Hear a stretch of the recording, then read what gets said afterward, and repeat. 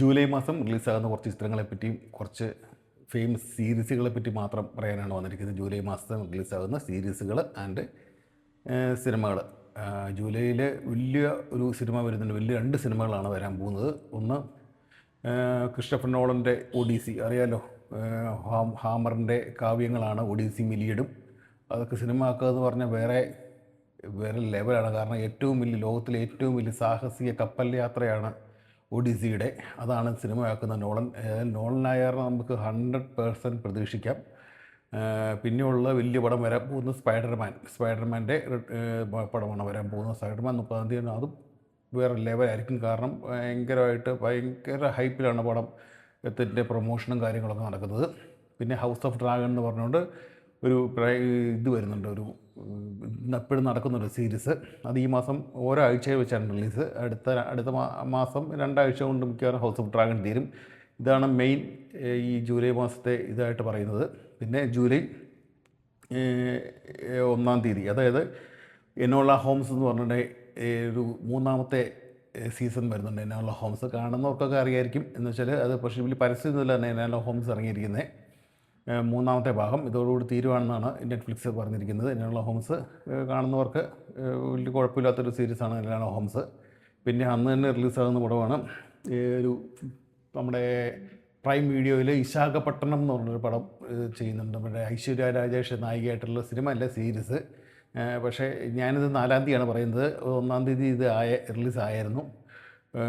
ഒരു 2 എപ്പിസോഡ് ഓളം കണ്ടിട്ട് ഞാൻ പരിപാടി നിർത്തി. തീരെ ഒരു സുഖമാകുന്നില്ല. അതൊക്കെ ഒരു നീക്കവും കാര്യങ്ങളൊന്നും ഇല്ലാത്ത കാരണം അതത്ര സുഖമായിട്ട് എനിക്ക് തോന്നിയില്ല. അതുകൊണ്ട് വിശാഖപട്ടണം കാണിച്ച 2 എപ്പിസോഡ് കൂടി നിർത്തി.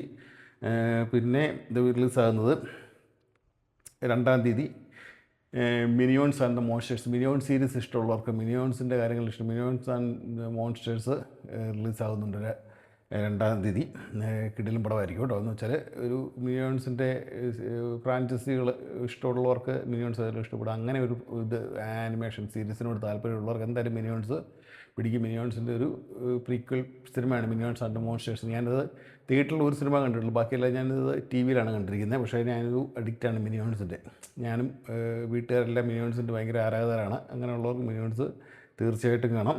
പിന്നെ സൂപ്പർ സുബ്ബു എന്ന് പറഞ്ഞൊരു നെറ്റ്ഫ്ലിക്സിലൊരു തെലുങ്ക് സീരീസ്. അത് മലയാളം മലയാളം ഡബ്ബുണ്ട്, സബ് ടൈറ്റിലുണ്ട്. കുറച്ച് കണ്ടു, കുഴപ്പമില്ല. എന്ന് വെച്ചാൽ സെക്സ് എഡ്യൂക്കേഷനെ പറ്റി ഒരു കോമഡിയാണ് പടം പറഞ്ഞു പോയിരിക്കുന്നത്. അതിന് സമയം കിട്ടിയില്ല കാണാൻ. അതായത് കുറച്ചേ കണ്ടുള്ളൂ. കുറച്ച് കണ്ടപ്പോഴത്തേക്കും ഫുട്ബോൾ ഇറങ്ങിയ കാരണം പിന്നെ ബാക്കി കണ്ടില്ല. സൂപ്പർ സുബ്ബു വരുന്നുണ്ട് 2-ാം തീയതി റിലീസായിട്ടുണ്ട്.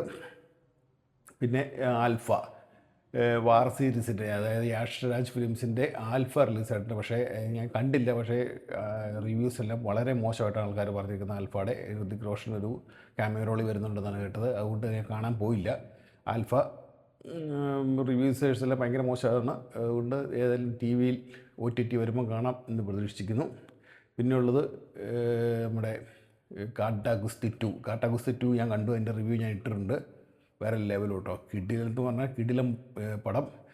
1ഉം 2ഉം കിടപിടിക്കും. എന്ന് വെച്ചാൽ 1 ഒരു സ്പോർട്സ് മൂവി ആയിട്ടാണ് പോയിരിക്കുന്നത്.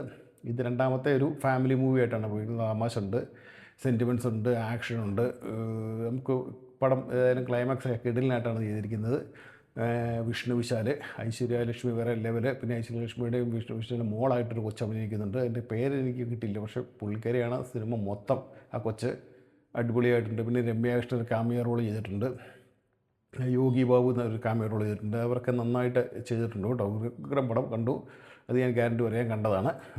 പിന്നെയുള്ളത് അരൂപി എന്ന് പറഞ്ഞൊരു മലയാളം ഹൊറർ ചിത്രം കണ്ടു. ഒന്നും പറയുന്നില്ല. ഞാൻ അതിൻ്റെ ഒരു റിവ്യൂ ഇട്ടിട്ടുണ്ട്.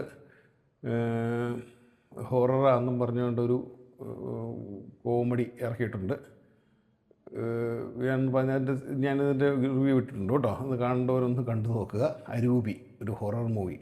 പിന്നെയുള്ളത് ഡെത്ത് ഓഫ് റോബിൻ ഹുഡ് എന്ന് പറഞ്ഞുകൊണ്ട് ജാക്ക് ഹ്യൂമാൻ്റെ ഡെത്ത് ഓഫ് റോബിൻ ഹുഡ്. അത് റിലീസായിട്ടുണ്ട്. അതെനിക്ക് തോന്നുന്നത് നേരത്തെ റിലീസായതാണ് പുറത്തോട്ടൊക്കെ. അത് ഇന്നലെയാണ് റിലീസായിരിക്കുന്നത്. ജാക്ക് ഹ്യൂമാൻ്റെ ഒരു വെറൈറ്റി പടമായിരിക്കും. A24 ആണ് പ്രൊഡക്ഷൻ. അതുകൊണ്ടൊരു പ്രതീക്ഷയുണ്ട് ഇതിന്. ഡെത്ത് ഓഫ് റോബിൻ ഹുഡിന്. പിന്നെ നല്ല നടനെ അറിയാലോ, ജാക്ക് ഹ്യൂമനെ, നല്ല ക്യാരക്ടറുകളൊക്കെ ചെയ്യുന്നതാണ്. പുള്ളിയുടെ ഒരു പ്രൈം വീഡിയോയിലൊരു ഒരു ഒരു സിനിമ വന്നിട്ടുണ്ട്, ഷീപ്പ് ഡിറ്റക്റ്റീവ് എന്ന് പറഞ്ഞു. അത് കണ്ടു, പക്ഷേ കിട്ടില്ല. പക്ഷേ അതിൻ്റെ റിവ്യൂ എനിക്ക് പറയാൻ പറ്റില്ല. ഞാൻ അതിൽ അടുത്ത ദിവസം അതിൻ്റെ റിവ്യൂ ഇടും. ഷീപ്പ് ഡിറ്റക്റ്റീവ് കേട്ടോ, പ്രൈമിൽ നിങ്ങൾ കണ്ടു നോക്കൂ. അതിൻ്റെ മലയാളം സബ് ടൈറ്റിലുണ്ട്. ഇംഗ്ലീഷിൽ ഓഡിയോ വെച്ച് സബ് ടൈറ്റിലിട്ട് കാണാമെന്നൊരു കാണും കേട്ടോ. കിടിലൻ പടം, വെറൈറ്റി പടം. ജൂലൈ 9 അടുത്ത റിലീസ്. അറിയാമല്ലോ, ജൂലൈ 9 പൃഥ്വിരാജിൻ്റെ ഐ നോബഡി, പൃഥ്വിരാജിൻ്റെ പ്രൊഡക്ഷൻ തന്നെയാണ് പടം ചെയ്യുന്നത്. പൃഥ്വിരാജ് പ്രൊഡക്ഷനാണ് പടം ചെയ്യുന്നത്. ആദ്യം എൻ്റെ ഇതൊക്കെ ഇറങ്ങിയപ്പോൾ, അതായത് അതിൻ്റെ പോസ്റ്ററൊക്കെ ഇറക്കുമ്പോൾ ഞാൻ അടുത്തൊരു സൈക്കോ മൂവി, അങ്ങനത്തെ ഒരു മൂവി ആയിരിക്കും. അതിൻ്റെ പോസ്റ്റർ ഡിസൈനും കാര്യങ്ങളൊക്കെ കണ്ട് കഴിയുമ്പോൾ സൈക്കോ മൂവി ആയിരിക്കും എന്ന് ഓർത്തത്. പിന്നെ അത് ഓർത്ത് ഒരു സയൻസ് ഫിക്ഷൻ സൈഫൈ മൂവി ആയിരിക്കും എന്നാണ് ഓർത്തത്.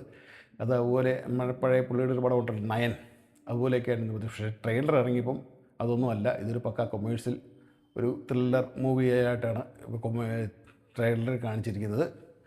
വളരെ പ്രതീക്ഷയുള്ളവരായിരിക്കും. സുപ്രിയ മേനോനാണ് പ്രൊഡക്ഷൻ, പൃഥ്വിരാജിൻ്റെ തന്നെ ഭാര്യ. അവരിറക്കിയിരിക്കുന്നത്. റോഷാക്കിൻ്റെ ഡയറക്ടറാണ്.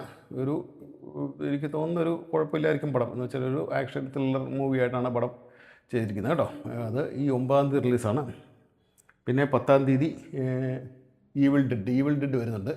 ഈവിൾ ഡെഡ് ബേൺ എന്ന് പറഞ്ഞുകൊണ്ട്, ഈവിൾ ഡെഡിൻ്റെ റൈസ് കണ്ടവർക്കായാലും ഈവിൾ ഡെഡ് ബേൺ ഇഷ്ടപ്പെടും. അതൊരു കുറേ പടങ്ങളായിട്ട് ഇറങ്ങിയാണല്ലോ, വർഷങ്ങൾക്ക് മുമ്പ് ഈവിൾ ഡെഡ് തുടങ്ങിയതാണ്.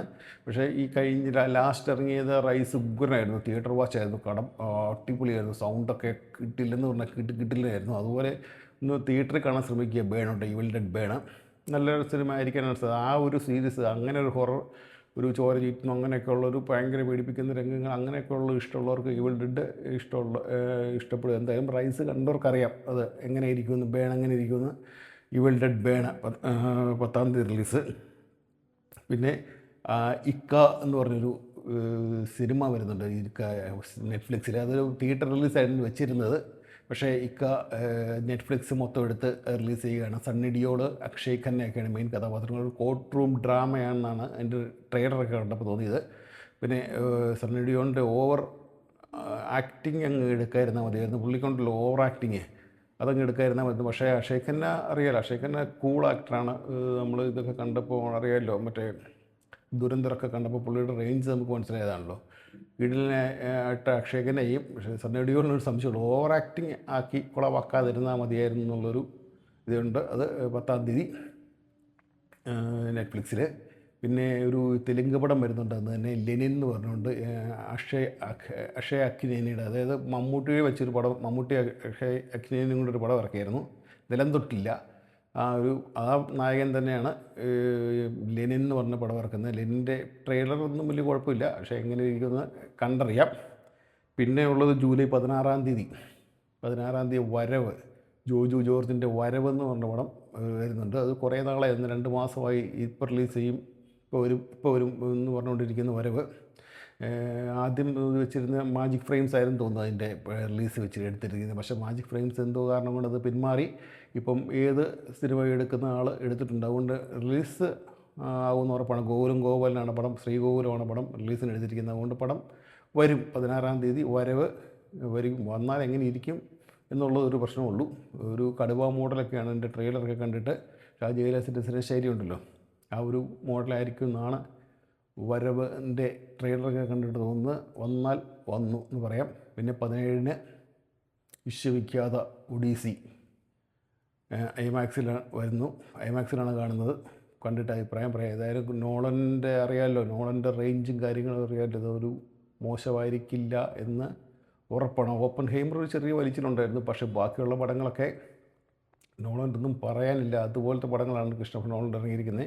ഒഡീസി ഏതായാലും ഫുള്ളൊന്നും പുള്ളിക്ക് എടുക്കാൻ പറ്റിയില്ല, കാരണം അതൊരു വലിയ കാവ്യമാണ്.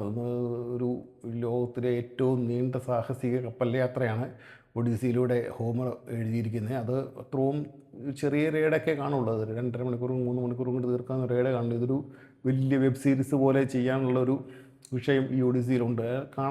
ഇതിൻ്റെ കുറേ യൂട്യൂബിൽ കുറേ ആൾക്കാർ ഇതിൻ്റെ കഥകൾ ഇട്ടിട്ടുണ്ട്. നിങ്ങളൊന്ന് കണ്ടിട്ട് സിനിമ കാണും കേട്ടോ, ഒഡീസി. അപ്പോൾ നിങ്ങൾക്ക് ഏകദേശം മനസ്സിലാവും ഒഡീസി എന്നാന്നുള്ളത്. പക്ഷേ ഒഡീസിയൊക്കെ ഒരുമാതിരിപ്പെട്ട എല്ലാവർക്കും അറിയാം. കാവ്യങ്ങളൊക്കെ വായിച്ചുള്ളൂ, വായനശീലമുള്ളവർക്കൊക്കെ ഒഡീസിയെ പറ്റി അറിയാം. 17-ന് വിശ്വവിഖ്യാത ഒഡീസി ഇറങ്ങുന്നു. പിന്നെ 23-നാണ് ഇമ്മോർട്ടൽ എന്ന് പറഞ്ഞൊരു തമിഴ് പടം, ജി വി പ്രകാശ് കുമാറിൻ്റെ Immortal. G V Prakash Kumar പറഞ്ഞ പോലെയാണ്, എന്ത് ചെയ്തിട്ടും ഒരു മെനയാകുന്നില്ലല്ലോ സജി എന്ന് പറഞ്ഞ പോലെയാണ് ജി വി പ്രകാശിൻ്റെ ഒരു ഹൊറർ ചിത്രമായിട്ടാണ് തോന്നുന്നത്. ഒരു പ്രതീക്ഷയ്ക്ക് ഒരു പോസ്റ്റർ ഡിസൈൻസൊക്കെ കൊള്ളാം. ഒരു ഹൊറർ ചിത്രമായിട്ടാണ് കാണിച്ചിരിക്കുന്നത്. ജി വി പ്രകാശ് ഒത്താലൊത്തു എന്ന് പറയാം. തമിഴ് ചിത്രമാണ്. പിന്നെയുള്ളത് 30-ാം തീയതി എല്ലാവരും പ്രതീക്ഷിച്ചിരിക്കുന്ന മാർവലിൻ്റെ സ്പൈഡർമാൻ. കിടിലായിരിക്കും എന്ന് ഉറപ്പാണ്. സ്പൈഡർമാൻ്റെ വാർത്തകളൊക്കെ അറിഞ്ഞല്ലോ. മറ്റേ കൊച്ചിയിലെ വനിതയിലെ ടിക്കറ്റ് പ്രകാശനം ചെയ്ത ടോം ഹോളണ്ടാണ്. അത് ജർമ്മനിയിൽ വെച്ച്. അതൊക്കെ വലിയ വാർത്തയായിട്ടുണ്ട്. മാർവലിൻ്റെ ക്ലബിന് മാത്രമാണ് ആദ്യത്തെ ഷോ വെച്ചിരിക്കുന്നത്. ഇന്ന് കാണണമെന്നുണ്ട്. ഏതായാലും ഒന്ന് ശ്രമിച്ച് നോക്കും ഫസ്റ്റ് ഷോ തന്നെ കാണാൻ സ്പൈഡർമാൻ. ഏതായാലും സ്പൈഡർമാൻ കൊടുക്കും എന്നുള്ള കാര്യത്തിൽ വേറെ സംശയമൊന്നുമില്ല. അതുപോലെയാണ് അവരുടെ മേക്കിങ്ങിലും അവരുടെ പ്രൊമോഷനിലൊക്കെ അവർ പറയുന്നത്.